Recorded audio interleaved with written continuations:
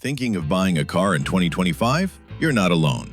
Millions are asking the same question. Should I go electric, hybrid, or stick with gas? It used to be simple. Gas was cheap, EVs were niche, hybrids were rare. But now, the car market feels like a buffet, with too many options and too many opinions. So, what's really the smartest choice today? That's what we're about to unpack, with real numbers, honest pros and cons, and a few fun facts along the way. Let's start with what's top of mind for most buyers: price. Gas cars still win the sticker price battle. A basic compact like the Nissan Versa or Kia Rio, under $20K. Midsize, like a Toyota Camry or Honda Accord, around $25K. But remember, a low sticker price doesn't mean low long-term cost. Fuel, oil changes, timing belts, and surprise repairs love to show up later. Also, car insurance in 2025 has surged. Insuring a mid-size gas car now averages around $1,400 to $1,600 per year, depending on where you live. That's a cost many buyers overlook. What about hybrids? Toyota Prius starts around $28K. Corolla Hybrid, around $26K. A bit more upfront, but you get stellar mileage and lower emissions. Now, EVs, the priciest bunch up front. Tesla Model 3 round-wheel drive starts at $38,990. Hyundai Ioniq 6, around $42K. Luxury EVs, BMW i4, Mercedes EQE, easily $55K to $65K. That's a different ballpark entirely. Mainstream EVs are getting cheaper, but the top-tier ones still pricey. But here's some good news from 2025. You could get up to $7,500 in federal EV tax credits if you qualify. That means Tesla Model 3 could drop to around $31K. Chevy Equinox EV, possibly under $30K. But there's a catch. You need to meet income limits. The car must be built in North America and MSRP caps apply. Not eligible? Leasing might be your friend, since many lease offers apply the full credit to your payments. And don't forget state incentives. Colorado, New Jersey, California, offering an extra $2 to $5K on top. Yep, sometimes it does pay to live in an expensive state. Okay, now let's talk running costs. Say you drive around 1,200 miles per month. That's average in the US. Monthly fuel or charging costs? Gas car, 28 miles per gen, $5 per gallon, about $215. Hybrid, 50 miles per gen, about $120. EV, home charging at 14 cents per kilowatt hour, about $48. EV, public fast charging at 45 cents per kilowatt hour, about $154. Pro tip, some utilities offer night charging discounts. Charge at off-peak hours, and you might pay only $30 to $40 per month. Smart charging apps can help automate that. So what's the takeaway? EVs are wallet-friendly, if you can charge at home. Rely on public charging? The math gets murky. And so does your mood when waiting at a crowded station. Now, maintenance. Gas cars need oil changes, spark plugs, belts, emissions checks. Hybrids?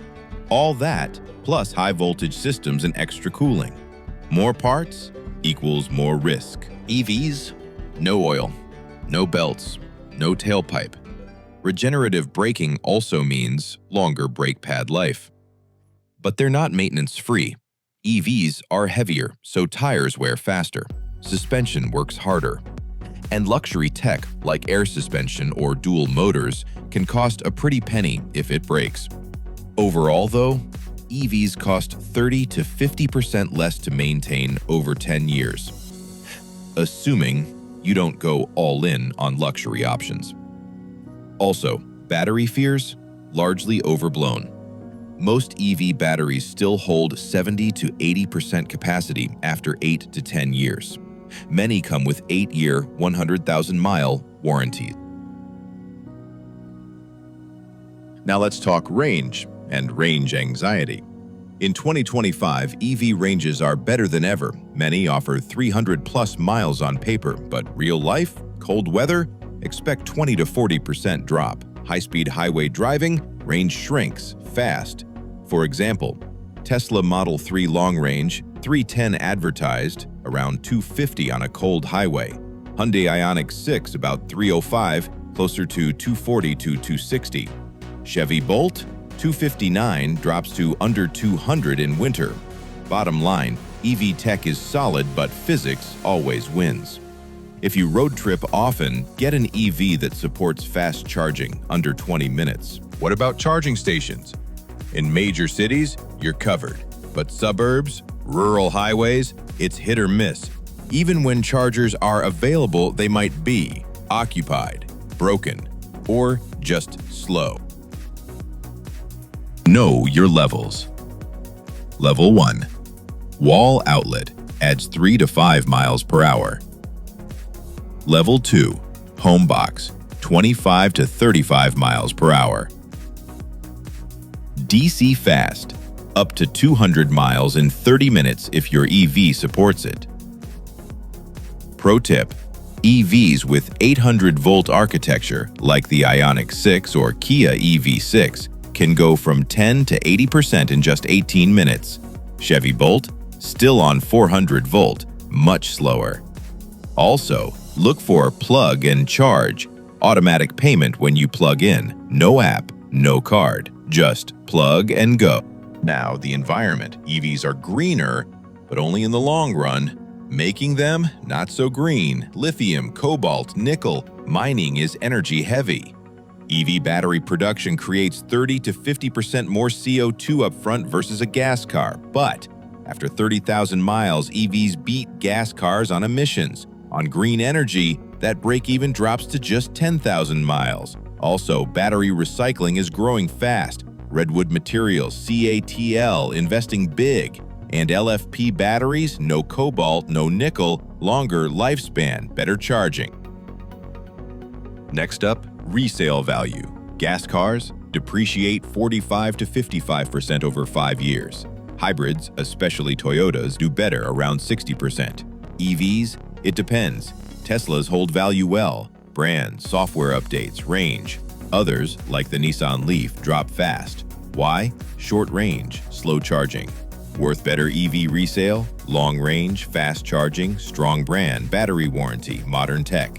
One warning though, EV tech evolves fast, almost like smartphones. So if you upgrade often, pick one with staying power. So, which drivetrain fits you? If you live in a city, drive short distances, and can charge at home, EV is the winner.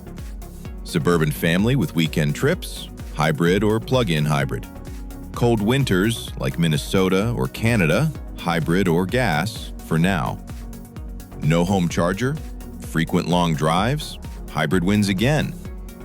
Eco-conscious and charging savvy, EV plus green energy is a strong choice. Final thoughts: if you want the lowest long-term costs and can charge at home, EV is your smartest pick. If you want flexibility, hybrids strike the best balance. And if you road trip weekly or live in extreme cold, gas cars still have their place, at least for now. So, what would you choose in 2025? Drop a comment. Tell us where you live and how you drive. We'll help match the right car to your life. Like this video if it helped you decide. And subscribe for more no BS car buying tips every week.